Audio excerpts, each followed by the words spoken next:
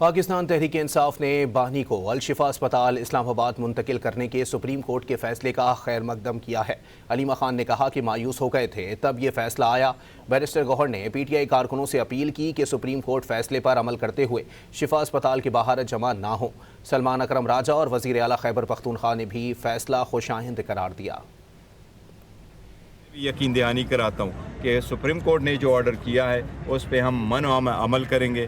میں سارے پاکستان تحریک انصاف کے ورکر سپورٹر پارٹی والے لوگوں کو اپیل کرتا ہوں کہ وہ کسی صورت گیدرنگ نہ کرے شفا انٹرنیشنل ہاسپٹل کے سامنے۔ آج وقت نے ثابت کر دیا کہ کسی کو سیاسی طور پر آپ ایسے ہتھ کنڈے کر کے مائنس نہیں کر سکتے، اور ہم بھی کسی کو مائنس کرنے کے حق میں نہیں ہیں۔ ہم شکر گزار ہیں عدالت کا۔ اس وقت جب ہم مایوس ہو گئے تھے، اللہ تعالیٰ نے ان لوگوں نے ہمیں عمران خان کو ریلیف دیا۔ 2 دنوں میں عمران خان صاحب کو اڈیالہ جیل سے یہاں اسلام آباد میں شفا انٹرنیشنل ہسپتال میں منتقل کیا جائے۔ بہترین آرڈر ہے جو ہمیں عدالت عظمیٰ سے آج ملا ہے۔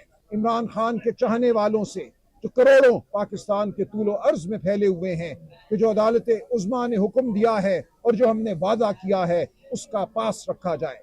کوئی الڑ بازی نہیں ہوگی، کوئی ہجوم نہیں کھڑا ہوگا۔ انصاف مل گیا ہے اور عدالتوں کا کام ہی انصاف دینا ہے۔ اگر فرض کریں عدالت ہی انصاف نہ دے تو پھر 25 کروڑ عوام جائے گی کس طرف؟